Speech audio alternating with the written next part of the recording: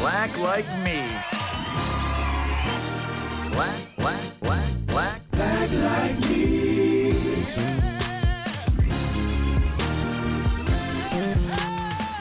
like me.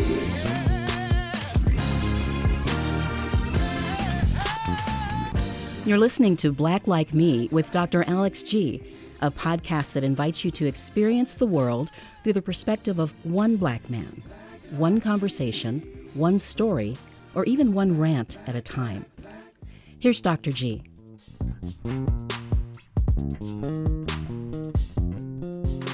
Hey, good people. Welcome back to another exciting episode of Black Like Me with Dr. Alex G.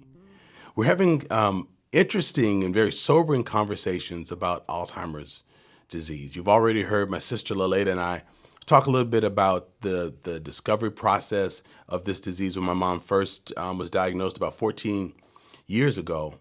But then I thought it's not just enough to tell our story.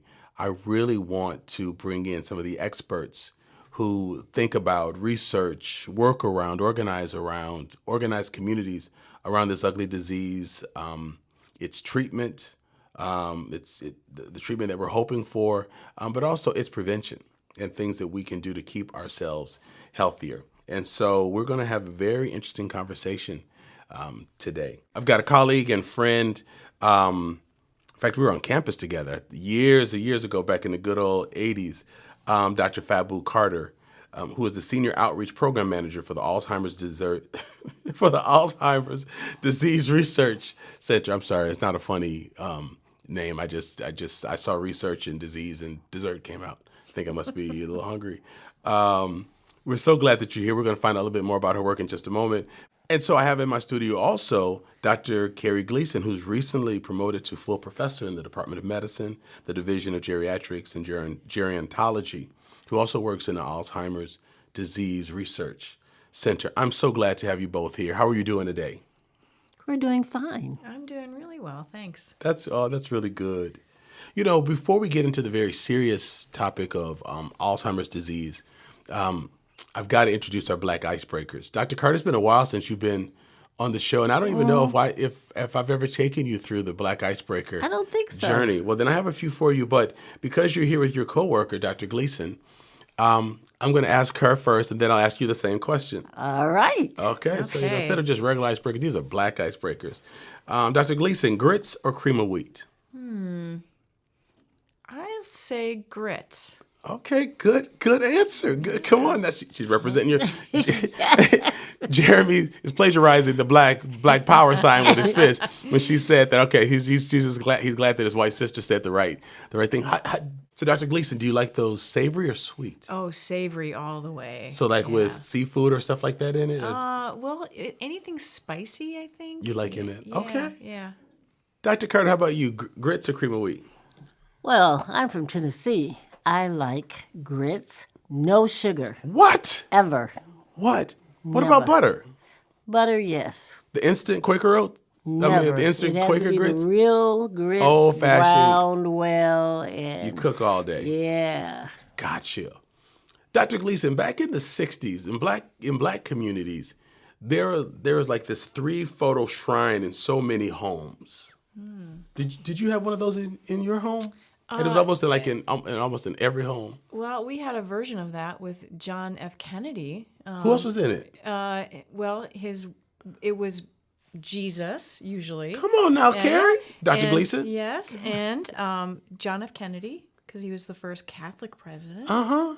And usually maybe you'd get family thrown in there eventually, but it was definitely Jesus and John F. Kennedy. I'm impressed. Yeah. Come on. Now, see, that's why this is called Black Like Me, because we're finding a place where we have some commonality. Oh, and Mary, too. Oh, Mary's in there, too? Mary was worshipped in the Catholic Church as Gotcha. well. So Okay. Mary, okay. Jesus, and John F. Kennedy. All right. Dr. Carter, who's missing in that? So we had Jesus, of course. Come on now. But Dr. King. Yes. And who is the third one?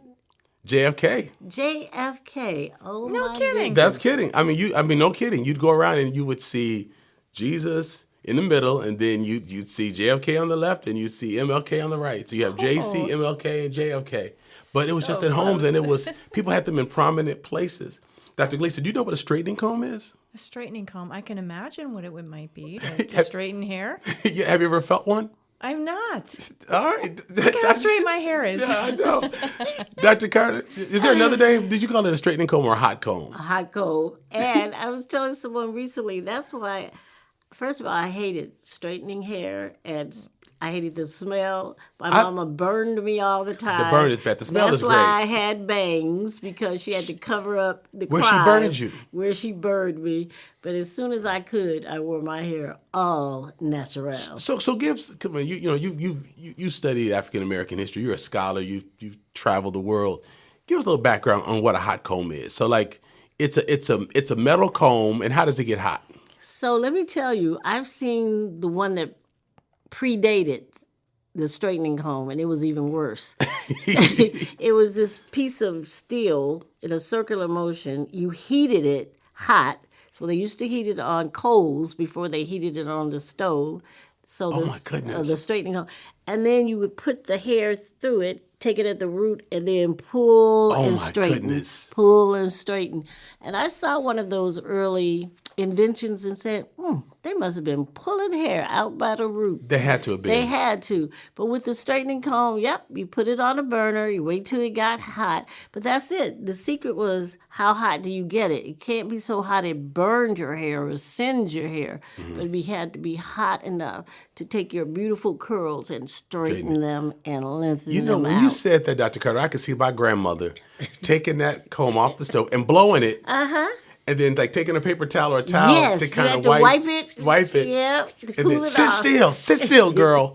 And then when I think about that, I can smell that aroma. It smells like Saturday burnt morning. It hair. smells like Saturday morning. getting ready for church. All right.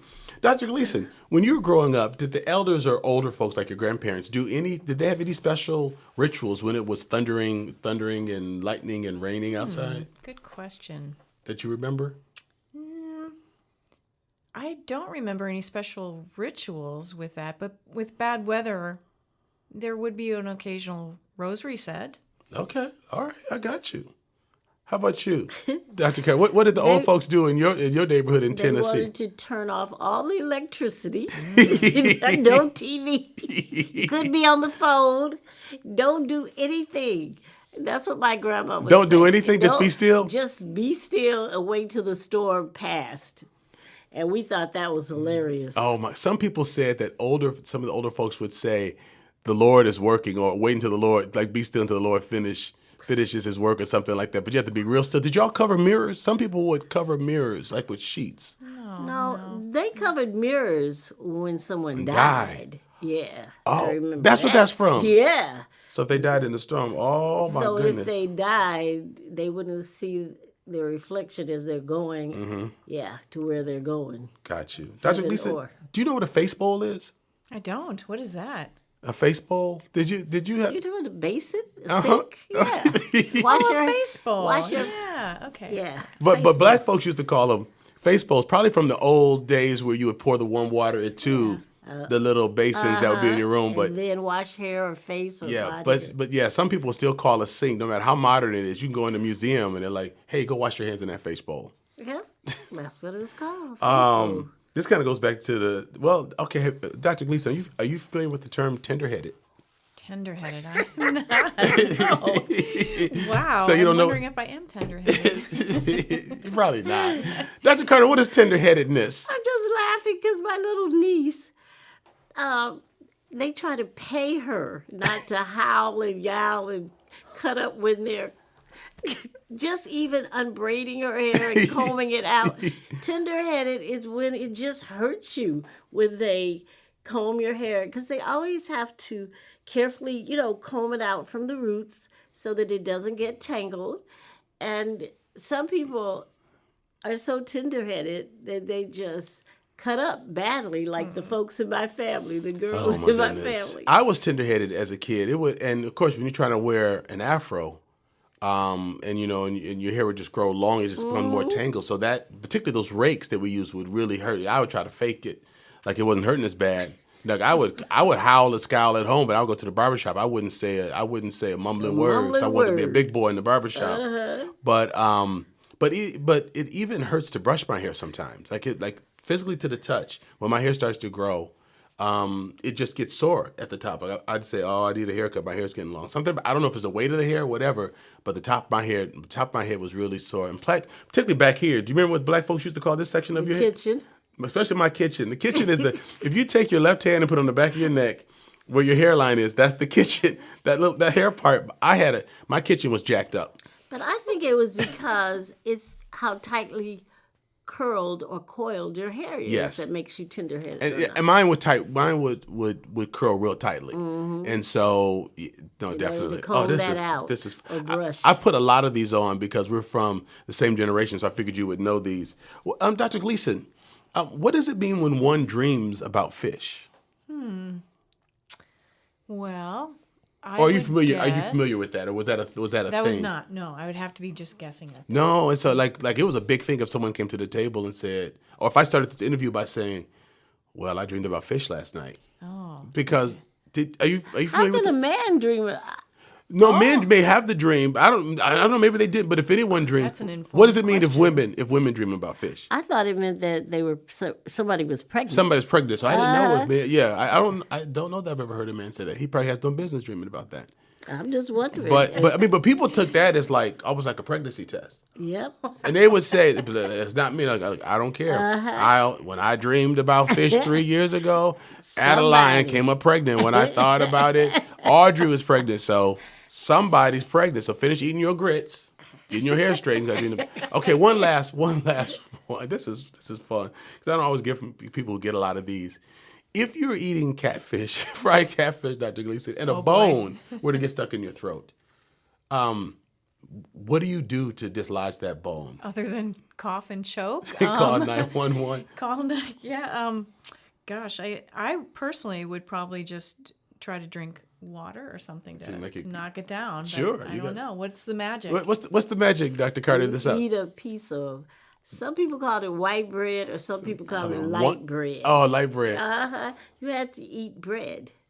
In fact, that makes sense. We were supposed to eat fish with bread like that. That's why it was always served with bread. Yeah, just in case you got a bone stuck. I never thought about that until right. So, because a lot of times, those little cardboard dishes that your fish and your fries would be in, it would sit on top of a piece of bread. So you would eat the fish and a piece of bread. To move the bones out. To move the bone down the throat. It's very practical.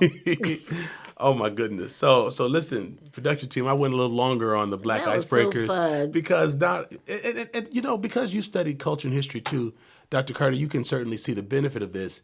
It's amazing to me. You're from Tennessee. I ask similar questions. It's a mixture. It's a different group each time. The black folks can be from Florida, California, Chicago. They say the same things. White bread, or it means somebody's pregnant. Or I know what cocoa butter is. Yeah. No, it's not something you eat. Or the three shrine picture. Dr. Gleason, you're the first non-black person to come on and talk about the shrine, and part of that probably is you tied into your Catholic heritage where there was we probably had imagery in shrines, but in the black community that was so big. But I've never heard anyone else. They just kind of shrugged and said, "I don't know what that is." Very Catholic. But my grandmother had a Martin Luther King and Jesus. So just those two. She didn't have the three, the trio. She had. She just said she had Jesus. Oh, that's interesting. Yep, she had the two of them. Oh my goodness, was that your grandmother? Is that Miss Effie? Yep, that's Miss Effie. Oh my goodness. So thank you all for letting me have some fun and laugh about that, but also remind our listeners of just the strength and the beauty of culture. That somehow we have these stories and these things that tie us together, and it's not until people are asked these questions and laugh through them that they realize, wait, this is a thing? I just thought we talked about it in our families. But across the nation, black people answer these questions for the most part, just the same as you did. Dr. Gleason, can you just tell me a little bit about what the ADRC is and what your work is there? Yeah, I sure can. So our Alzheimer's Disease Research Center was established in 2009. And we're one of the newer kids on the block, actually. So there's a number of centers throughout the country. We are the only one in Wisconsin. There's about 30 or so across the country. And they were established, the first ones were established in the 1980s or so, mid-80s, when people began to realize Alzheimer's disease was going to be an epidemic. It was going to be a problem. people used to die of old age. Remember that? Or hardening of the arteries? Well, they discovered in the early 80s, late 70s, that what we were seeing with hardening of the arteries or with the confusion that many older adults experienced in late life, that it was actually Alzheimer's disease. They did autopsy studies and said, now what we're calling senility or hardening of the arteries is actually Alzheimer's disease, and we're going to need to address this. So they started the center program and have expanded it over the years. So again, there's now like 30-some centers throughout the country. Ours is focused on, in large part, early detection and prevention. So a lot of the people we enroll in our center are cognitively healthy. And you're like, why are we studying Alzheimer's disease in cognitively healthy people? We're studying in ways that we can understand how to reduce risk and how to detect it before you actually have the syndrome of dementia. Wow. So that's where we're kind of, the cutting edge right now is that really early detection. And you said Wisconsin is one of the newer It is one of the centers. newer ones. Yeah, we've only been around for about 15 years. Sure. which is- Are there centers around the world, or is it mainly a U.S. phenomenon? This is a U.S.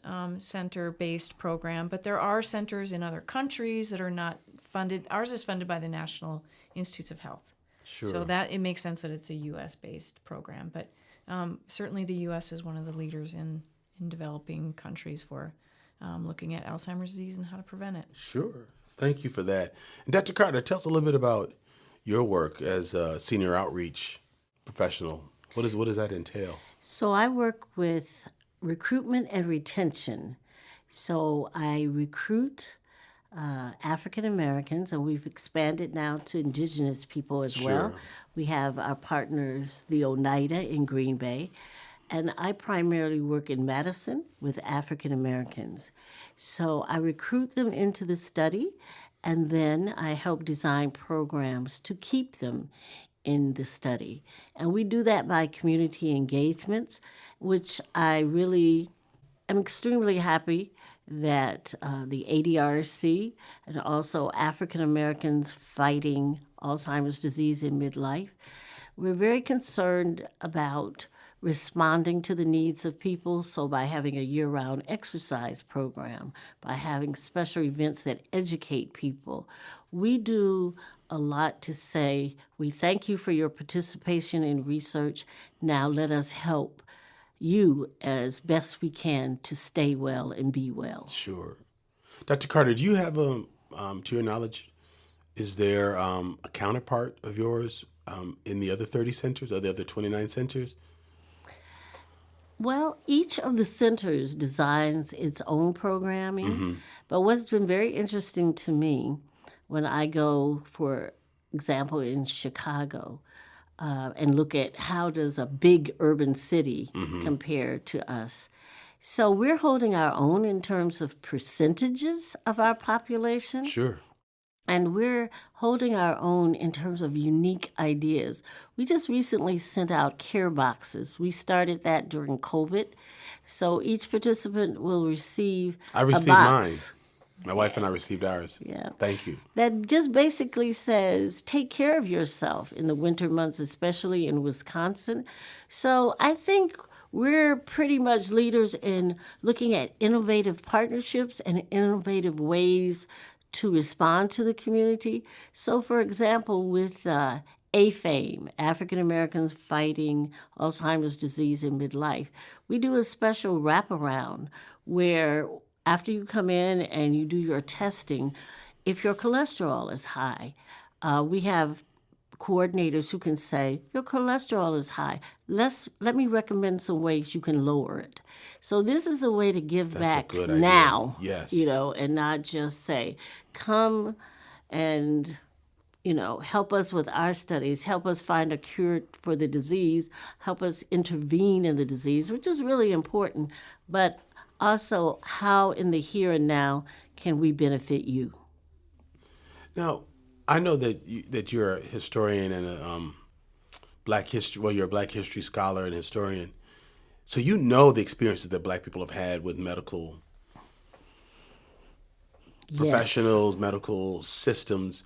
And so I imagine it's really important for you to see Black people get the kind of help that they need. But for many of our listeners who are not Black, who do not know the history, What's the major hurdles for getting Black people involved in studies when we consider history? Tell me just a little bit about what the history has been, so people understand why we're slow to, vaccines and jumping into research and becoming what we think are guinea pigs. Well, it's because of the true nature of African American history in the U.S., the fact that there have been not just systematic racism. I don't think you can find a Black person in the U.S. who hasn't had or experienced some form of racism in every aspect of their life.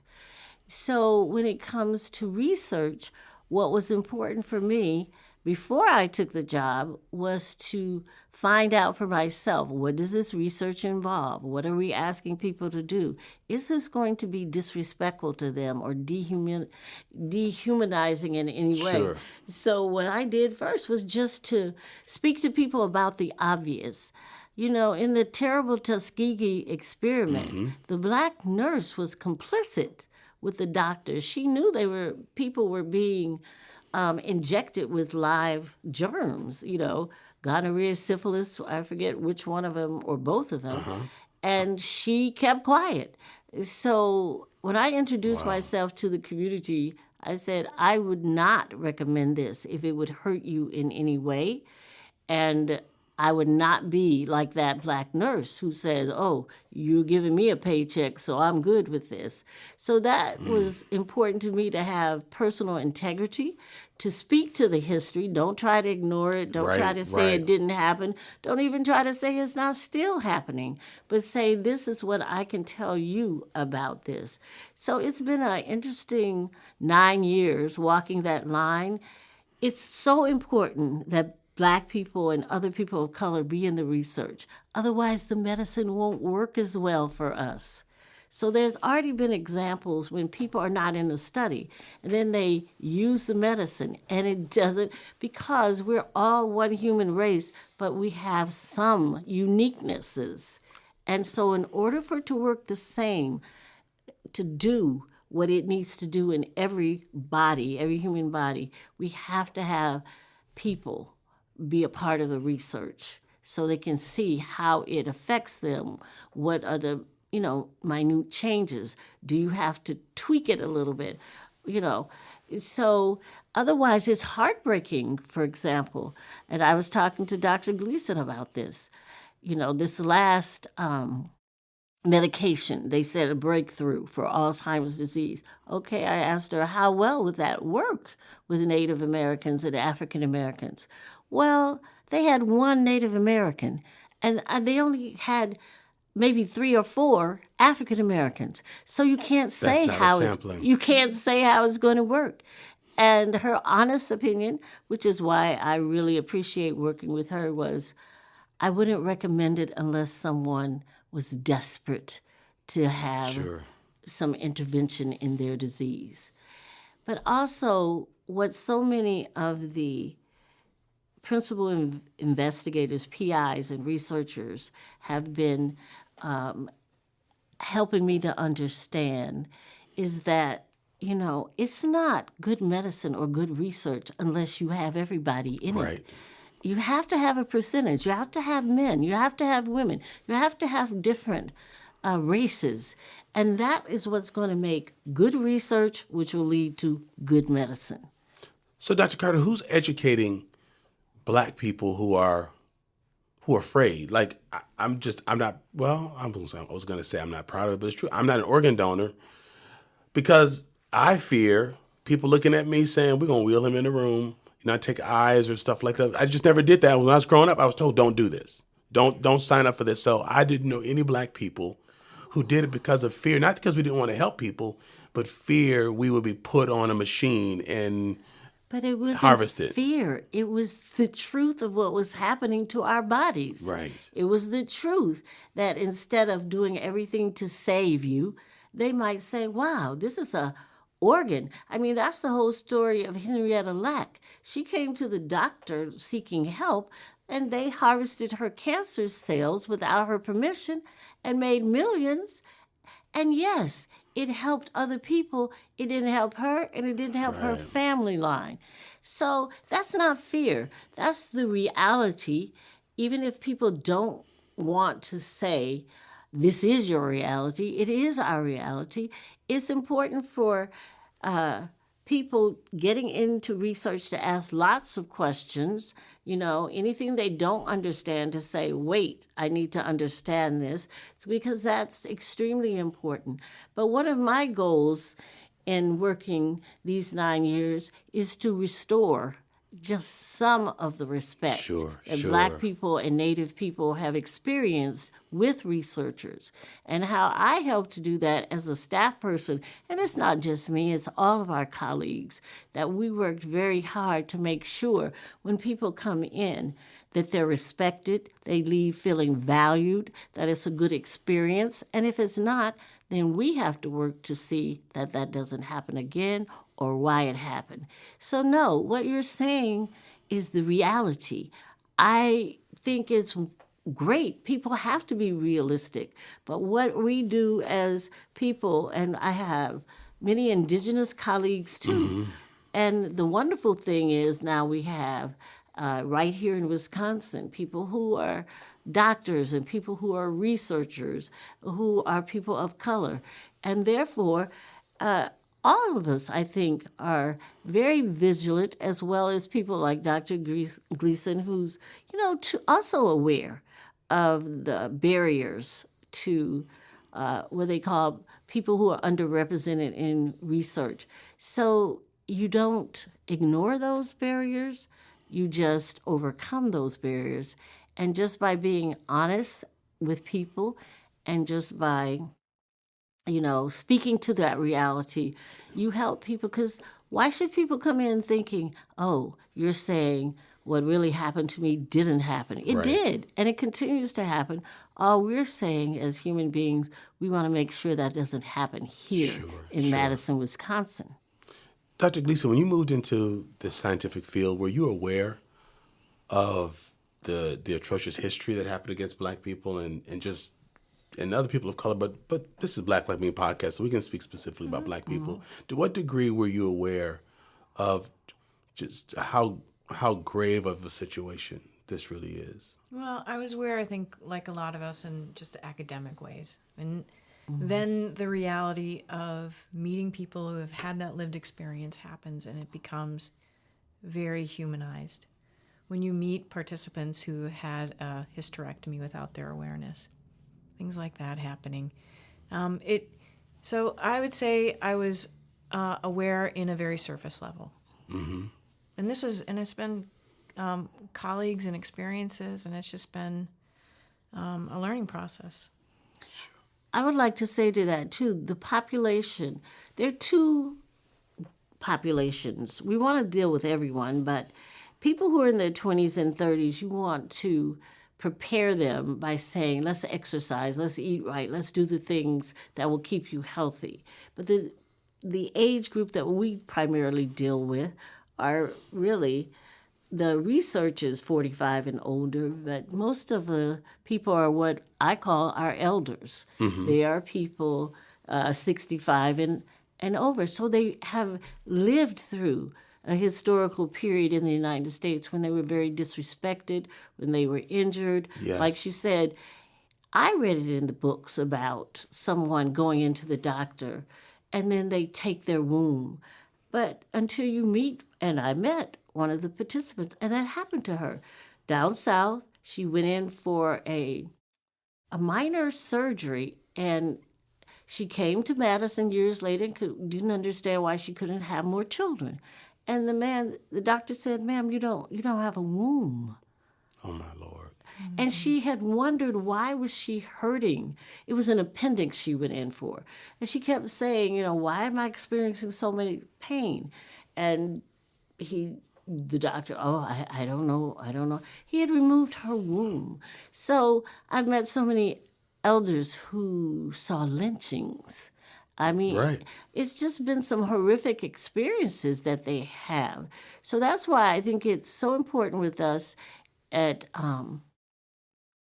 in this organization to make sure that in there giving of themselves and overcoming the barriers that you have to in order to even say, I'll do research. The fact that they're trusting me as a recruiter, right. and then they're trusting principal investigators saying, I'm going to come in and I'm going to trust that I'm going to have a good experience and nobody's going to try to embarrass me or humiliate me or talk down to me. But also it can be frightening, and that's why I have to keep saying, these tests say where you are the first time you come in, and then they compare every time you come back for a visit. So I really try to reassure people it's not a pass-fail. Because also I think this generation is very used to people always telling them that they fail. Oh, you're doing everything wrong. You're not eating right. You're not doing this right. And so it's really important to communicate when you come in for cognitive testing. It's no right or wrong answer. It's based on who you are. And then after that, they continue to look at your ability to, how do you function on these tests? What's happening in your life that impacts this? So it sets a baseline that you get, Yes. get to compare yourself to yes. And I think, Dr. Carter, you're describing what comes out of some of the indigenous nursing work is cultural safety. People come and have the experience of being culturally, feeling safe in that environment. Hugely important.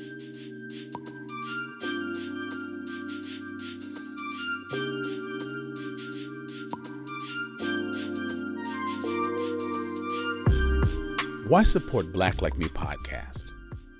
There are very few places where Black activists and innovators can listen to and hear someone so aptly and culturally appropriately voice their concerns and dreams and aspirations and fears and illnesses and cultural commonalities. Equally, there are so few places where concerned non-Black thinkers and feelers, readers and watchers, lovers of culture, stalwarts of racial justice and harmony can go to learn, lean in, and to be a quiet fly on the wall in Black spaces and experience deep personal transformation through listening to honest Black people's truth. Black Like Me podcast is that for so many people in this nation and around the world.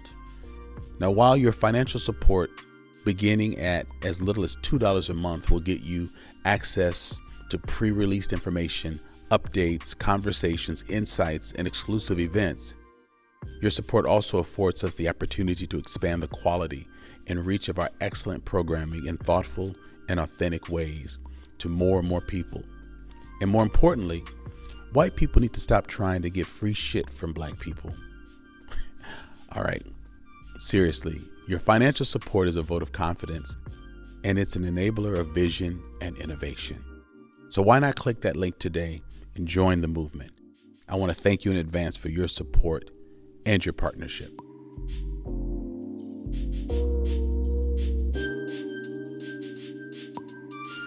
It's interesting. I know this about you, Dr. Carter, just by working with you for the past several decades. You've always been about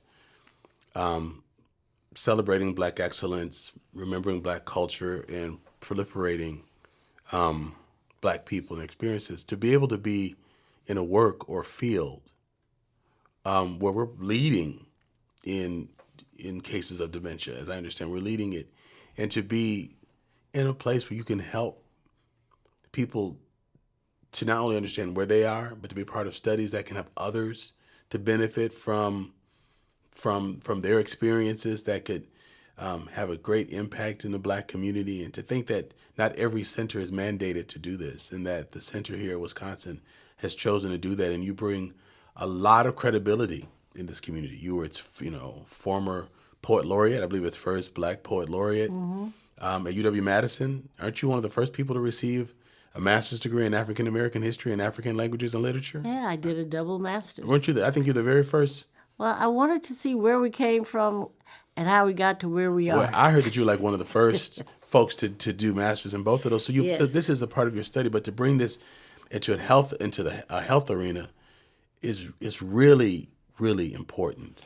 So what I wanted to do is to restore respect to this population. I like that. I really did. I really do. I want them to feel cared for, and that it's so important to find out where you are, though, and to be a part of this study, because we need you to be as healthy and as well as you can.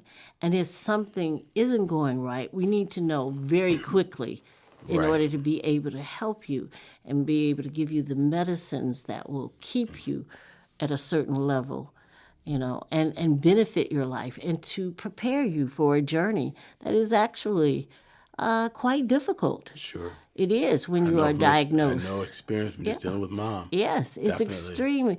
And you have to be so brave. And we are dealing with a population that has always had to be brave. And I have to remind them of that. They've always had to face and overcome obstacles. And Yes. yeah, but another reason it's so important, because I remember working with a woman, and she was trying to get her mother to get in the study for years and years. And finally, her memory started deteriorating, and she got in. And they discovered it was the medicine. The medicine was adversely affecting her. And not disease. And it was not AD. Wow. It was not Alzheimer's disease. So you get into this study for your own well-being, and that's a good thing for me to be able to communicate. Sure. That you will still get really good things from this study. You will get a yearly kind of like brain check-in Sure. and check-up. Just make sure things are going well with you. And again, it's kind of like if you broke your arm, as soon as you can get it repaired, the better off Sure. it'll heal and the better off things will be. So we're also hoping that soon and very soon there's an intervention with this disease, or that there's a cure. Right. So that's one of the reasons, I'm delighted to be a part of such meaningful work, because for people to be robbed of their precious memories, that's Yes, really difficult. yes. And as you mentioned, your mother also was a poet. Yes, she was. And I watched her write poems and her delight in getting her book published. Yes. And I watched her, as the disease progressed, be able to read the poems. She wasn't writing anymore. And then as the disease progressed more, to have the poems read to her. So it's a terrible disease. And yes, we need to do everything we can to stop it. Yes, we do. Dr. Gleason, I continue to hear people, thank you for that, Dr. Carter. I continue to hear people on television and other places use Alzheimer's and dementia interchangeably, and they try to figure out which one's the umbrella. Can you just give us just a Alzheimer's for for us novices? The syndromes are described with the labels dementia. There's also one called mild cognitive impairment, which is considered a pre-dementia state. So those are the behaviors, those are the things you can see. Mm-hmm. But what causes them are a whole host of different types of neuropathology. The most common is Alzheimer's disease. So if you see an average 85-year-old with memory problems, they probably have some element of Alzheimer's disease involved. Mm-hmm. They might also have other pathologies. In fact, most cases you see sort of this mixed picture of causes. So Alzheimer's disease is the most common cause. Dementia and mild cognitive impairment are the syndromes, are the cluster of behaviors and symptoms that you see. Okay, that's helpful. Is the rate of growth of Alzheimer's in America on par with rates around the world? Yeah, that's a good question. It is. Certainly it is because of our longevity. The greatest risk for dementia of any type is age. So the fact that the U.S. population lives so long, would certainly increase risk. However, the U.S. population rates are actually relatively slow growing compared to other developing countries. So you have other countries that are less resourced who are beginning to live longer, and you'll see more dementia. You'll see it increase faster in those countries, and even in subpopulations within the U.S. So we talked about if the Black population lives longer, they're going to be at increased risk for dementia. The Indigenous population is living longer; they're going to be at increased risk. Yeah, I've been hearing infomercials, commercials on Instagram, people throwing out this term type 3 diabetes. And they've gone as far as from saying that Alzheimer's is a progression of diabetes. But I heard someone recently say there's no such thing as Alzheimer's. It's really diabetes that impacts the mind. So I'm just curious. You don't have to debunk all of that, but tell me a little bit about what people mean by type 3 diabetes and what is the correlation between diabetes and Alzheimer's disease? well, certainly with individuals who have Alzheimer's disease, about anywhere between 15 to 30, even estimates of 50% have diabetes as well. You also see higher Interesting. rates of hypertension in individuals with diabetes, and you see links between midlife diabetes, midlife hypertension, midlife obesity, and risk for dementia later. You don't see that same increased risk if a person develops diabetes in their 80s. It doesn't necessarily mean they're increased risk for dementia. I've heard one of my colleagues described Alzheimer's disease possibly as a metabolic disease because there are abnormalities in metabolism linked with Alzheimer's disease. So certainly I think what most people would say is that diabetes, hypertension, high cholesterol, obesity are all metabolic risk factors that put you at increased risk for Alzheimer's disease and related dementias. So there's certainly a relationship there, not a one-to-one. I like to think of it, maybe there's more than one pathway to this illness.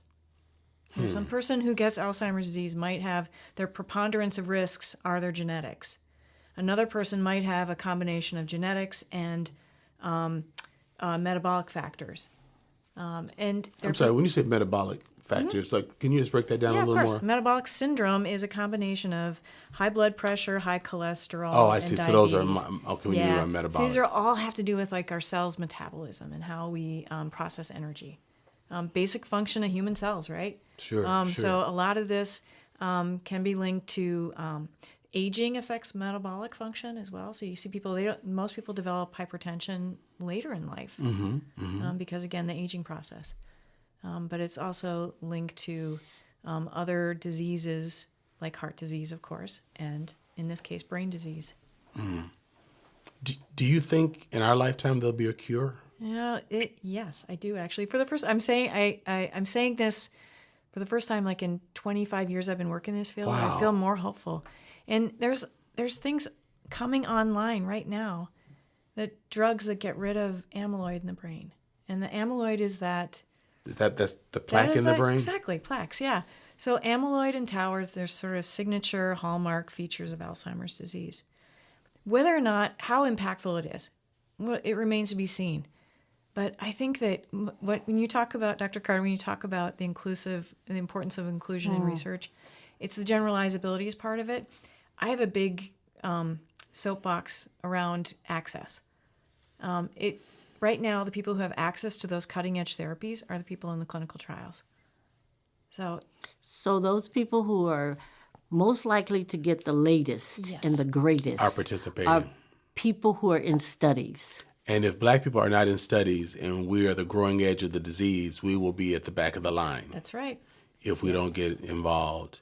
But then we have to continue to do things like Dr. Gleason has made has created or marshaled resources so that researchers or people who work in her lab or in the department can go to our U.S. Black History course to begin understanding some of the history of systemic racism. So in addition to nurturing the Black community the way Dr. Carter does, we need more of what Dr. Gleason is doing, and that is challenging her supervisors, her peers to become aware of these systemic realities. Because if we just tell people, get in this line because you're going to live longer, I mean, we've been told that a lot, and it wasn't true. And so not only do we need Black people to trust, but we need our white colleagues to learn. We need them to understand and Yes. learn. Absolutely, yeah. Yes. And that learning is only going to expand and increase their connection with people Exactly. and with the world. It's a useful skill to have, a people skill to be able to respectfully interact with many cultures. And this has always been a multicultural country. And so that's why I really enjoy working in the Gleason Lab, because we're all ages, we're all races, we're both genders, because I think it's really important always to have those perspectives.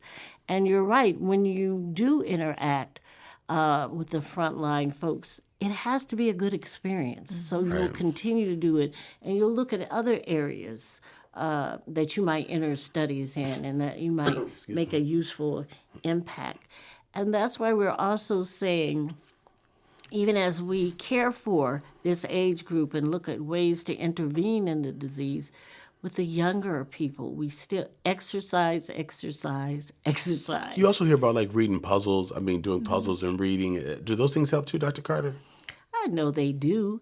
In fact, I have just realized since this job how important it is, socialization, having friend groups, going to church, being able to interact with people on a lot of different levels. Friendships are crucial to your well-being and brain health.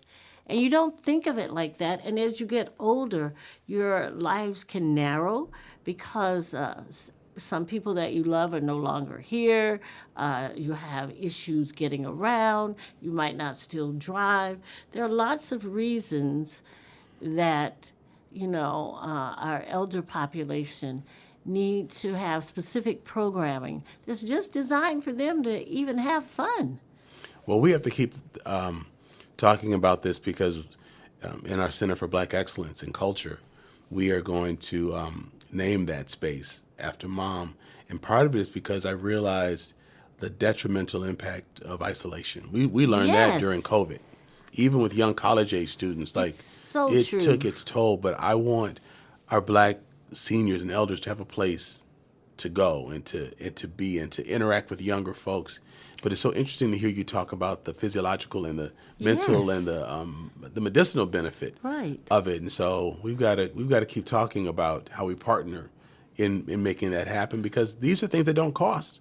Well, I'm also excited. Other than $31 million I have to raise to build this center, right, which we're almost at. But I'm excited about the center being, like you said, has been mentioned, a safe cultural space. Yes. For folks to come and know they'll be welcomed, they'll be valued, they'll be appreciated. Because even as I grow older, it bothers me when this population, this age, feels disrespected or looked over or ignored, or that they don't count anymore, or their best years are behind them, when these are vital, loving human beings that not just raised us, but who continue to have so much to contribute in terms of wisdom and knowledge. And they shape this country and our neighborhoods. Yes. Can we shift for just a minute to talk about the Black Leaders for Brain Health? Yes. We were all at that first dinner. Were we all there together? And so how many years ago was that, Dr. Gleason? I think that was in 2000. Let's see, it was before the pandemic. It was 2018, maybe, was our first meeting. So we got together but even the dinner party at your house. Oh, the dinner party, yes. We were all there at that dinner party. conversation. It was a conversation that we had. So Dr. Gleason was there, Dr. Carter was there. Your husband laid out a spread. He was He's cooking some. cook. Yeah, he's a great cook. I'm well fed. And but you asked because I wanted to tell you about my mom and the diagnosis, and we're experiencing changes with her. And I remember saying to you, I don't want to just carry information about Alzheimer's to the Black community. I want to shape the research. I want to impact the research. And I know that sounded audacious, but you took me up on it. We created the Black Leaders for Brain Health. We put together a committee of African-American influencers, and we meet with researchers. We learn about the science. We communicate back. We challenge the lack of Black participation in research on a national level and the funding of those efforts that aren't very diverse. And I feel that there are opportunities in that space to really influence the science. Like one of the things I remember suggesting or motioning along with my co-chair, Dr. or Reverend Brenda Lofton, is that if white researchers come to us asking for permission to gain access to the Black community through our churches or through our organizations because they want to help the Black community, I personally know that people have come through our church for years to do that and never bring the findings back and get research money and hire people that look just like them. But I remember saying, we're not going to have white researchers come here anymore saying that they want to work in the Black community. And when we ask, well, who have you worked with so far? Who are your partners? And they say, we're going to stop the meeting right there. I wasn't sure exactly how you all were going to respond. But I remember saying that and just saying, no, we need to stop this because I'm not going to be party to this foolishness. And you all backed me up on that because I wasn't going to sit there and just let these people come and examine us and test privilege. us. Right. And then go hire more white people to make more money off of Black people and not even bring the knowledge back. Right. Okay, so you don't bring the money in, but not even bring the knowledge back. And so, and then Dr. Gleason, what was that group that I was invited to present to when I talked to them about how implicit the funders were for continuing to support research that was not diverse? What was that group called? I think it was NIH. That's what I was thinking. I mean, it was way up there. It was the NIH and National Institutes of Health. Yeah, it might have been the Napa Committee. That's what it was. Yeah. Do you remember what that stands for? Yeah, I do. The National Alzheimer's Program Act. So this was started under Obama. Again, when they realized that unless we have a cure by 2025, we're in over our heads. That we have a tsunami coming our way. Exactly. So Obama challenged the research community to come up with a cure or effective treatment by 2025. And then started the national program, National Alzheimer's Project Act. Another reason I love being a part of this. Yeah. So this is, I know. But didn't he also put in a rule of law that funding to efforts that aren't diverse should... That is actually an old law that hasn't really been enforced. He put a lot more carrots than sticks. And this really driving the research community to really really dig in. And they put money behind it. So there was a concerted effort to increase funding, but also this national committee that was meant to guide things.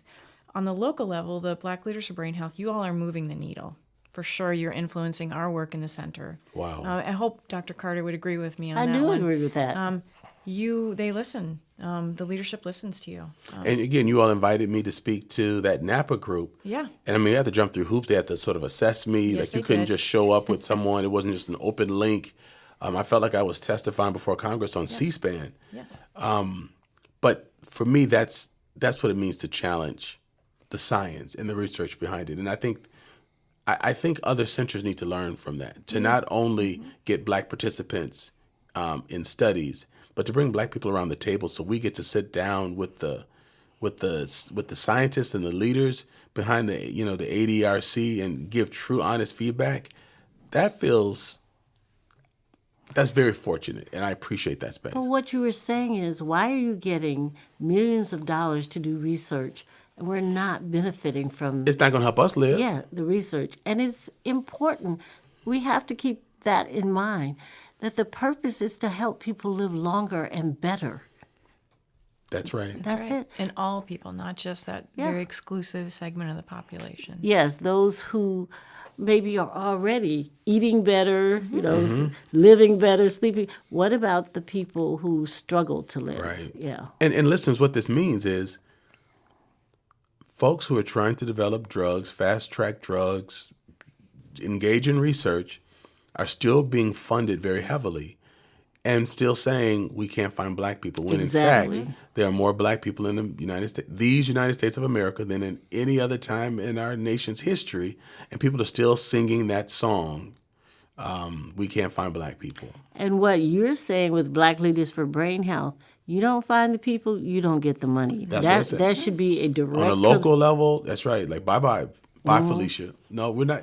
No, because it's not that hard. If you care about Black people enough to study our blood and our urine and our bones and our minds, then stop by a Black church or a hall or something, a party, a picnic, a backyard barbecue. Stop by someplace, because in a place like Madison, if you don't know Black people, it's because you choose to not know Black people, because you can go places where you can interact even within your own professional associations. But as long as, I'm connected with the Black Leaders for Brain Health, I'm going to continue to sound that horn and that alarm that this is inexcusable. And when I'm no longer the chair, I hope that the team doesn't revert back to, well, he seemed nice, or, this is what people say. They're well-intentioned, or they're from a small city, so they don't know a whole lot of Black people. Well, there was a day and time they didn't know chemistry either, but they learned it in a small city. Well, I'm very happy. We're only 7% of the population is African Americans, but we're way over 20%. That's amazing. In terms of the study. But that's large. That's due to your But leadership. what I'm saying is, you just said it's possible It's possible. if you do it. Yes. You got to incentivize them, Yes. and You got to value it. you got to value it, and you got to exactly. And I'll just say, because folks listening, many of you are researchers, and people who are. You got to begin to think differently. We can't find them is no longer an acceptable answer. Stop that shit. That's killing people, and then that's making people rich, and it's just a very sophisticated method of genocide, and we can't let this happen on our watch while we look at Afrikaners in South Africa and go, how could they let that happen? No, we have to we got to stop this so that we know what's going on, and we got to be innovative. Like when we were in the middle of the pandemic, and again, this is a plug for the work that you all do in the Black Leaders for Brain Health. What we do, you all made sure that meals were, because we used to eat a meal together, you all would have soul food meals delivered to our house. We'd come to the front door and get it, and then sit in front of our computers and eat barbecue chicken and greens and cornbread and drink lemonade. Like that was ingenious. But we kept attendance. I mean, we had really good attendance. It was probably almost as good, if not better, than online. Than in person attendance, or even the care box that you sent that had, Black History Month mugs or honey sticks. It's called partnership, Yes. Community engagement. It's called relationship. And that's why I've been very happy about working in the Gleason lab, because scientists have to understand that. It's like everybody wants the end result without doing the good work it takes to get there.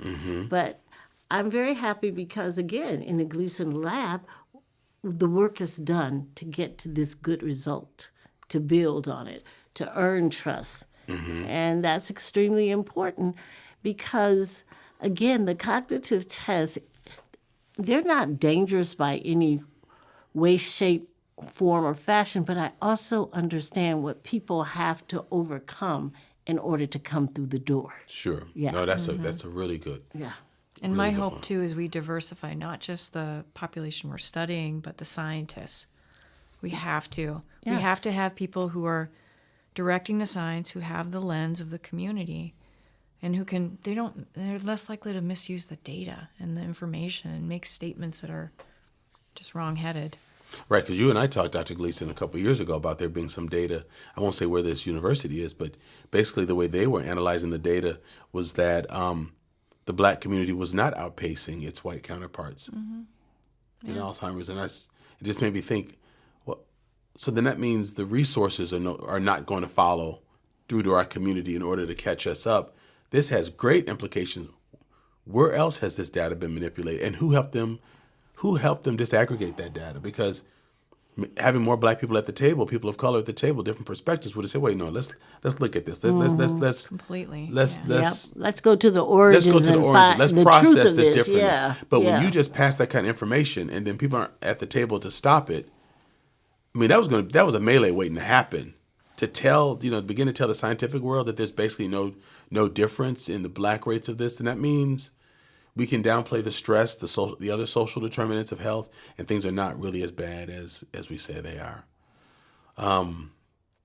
So I really appreciate you all being here and talking with us. Dr. Gleason, in case there are scientists, researchers that listen to this podcast who would love to read maybe some of the literature that's talking about the work that the ADRC here is doing to understand the importance of engaging communities of color.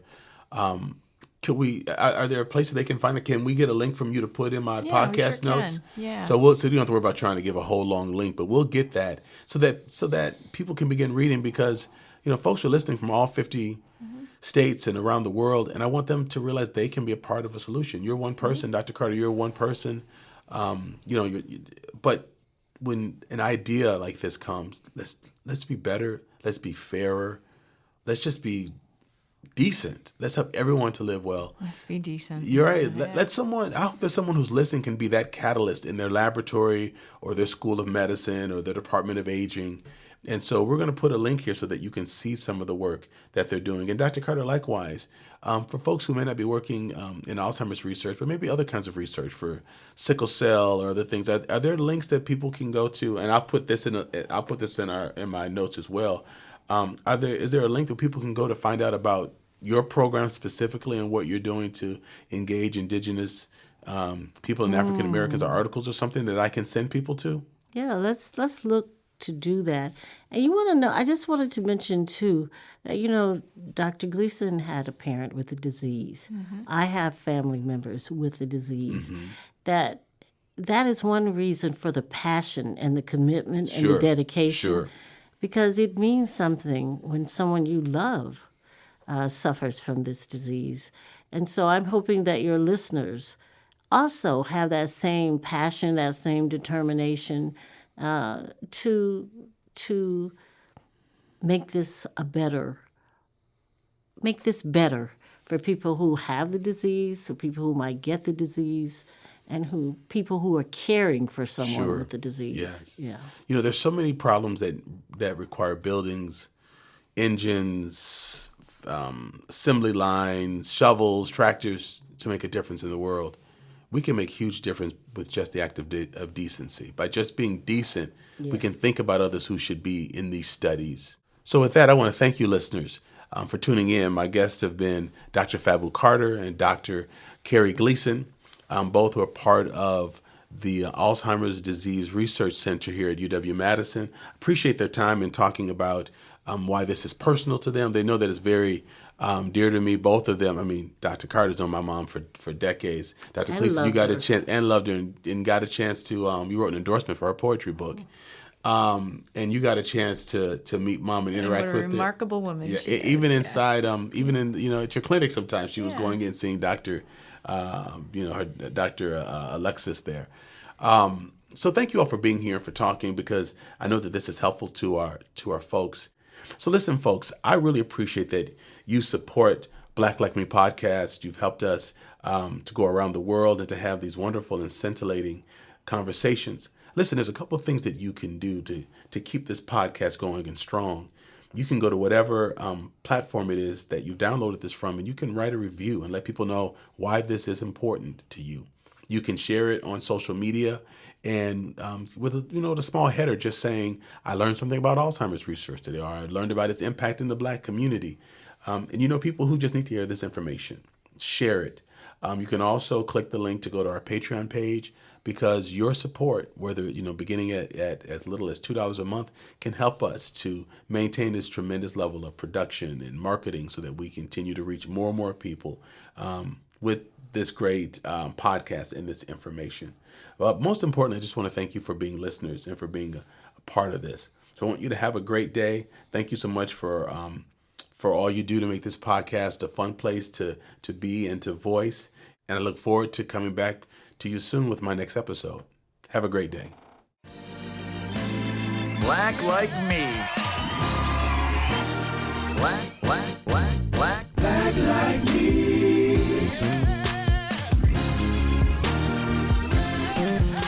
I want to thank you for taking time to listen to this episode of Black Like Me podcast with Dr. Alex G. When I first imagined doing this podcast, I thought about myself with my iPhone, sitting in a room in my house, just sort of doing this all on my own. But you know what?